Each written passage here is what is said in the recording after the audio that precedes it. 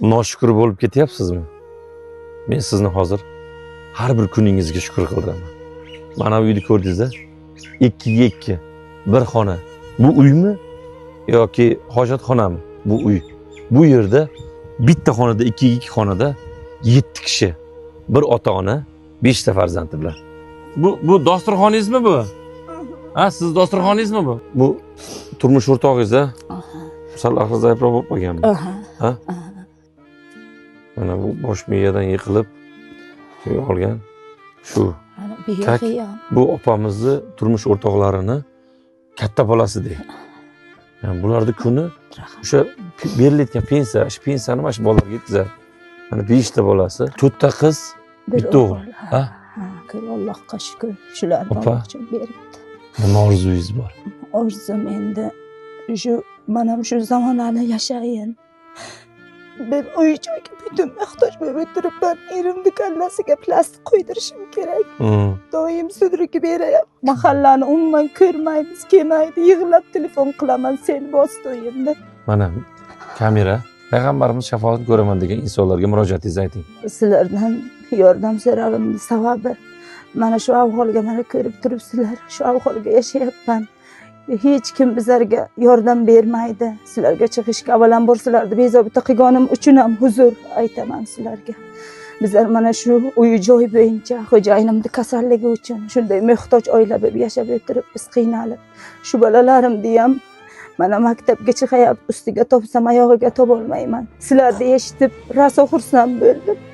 Sizlarga xursand bo'lib, Nasriddin akajonimga ming qulluq tashakkur.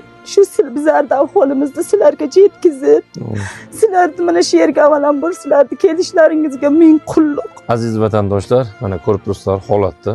1,5 yil davomida mana shu haqdor oilalar bilan shug'ullanayotgan bo'lsam, bunaqa ahvolda bitta xonada o'tirgan, mana dasturxon, qopdan qilingan dasturxon.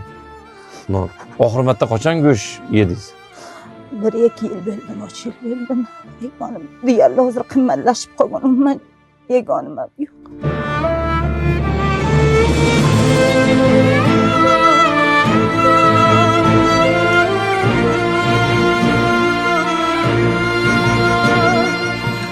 Nima orzularing bor?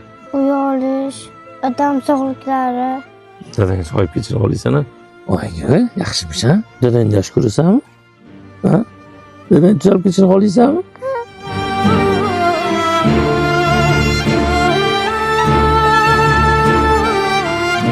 Aziz vatandoshlar, bu yerda lokatsiyasini tashlab, bular telefon nomeri ham yo'q, tashlaganimda hech kim kela olmaydi, chunki biz rosa qiynaldik kelgani. Mana kartalarni qo'yib qo'yamiz. Qo'ldan kelgancha hamma kartalarga hissangizni qo'shasiz.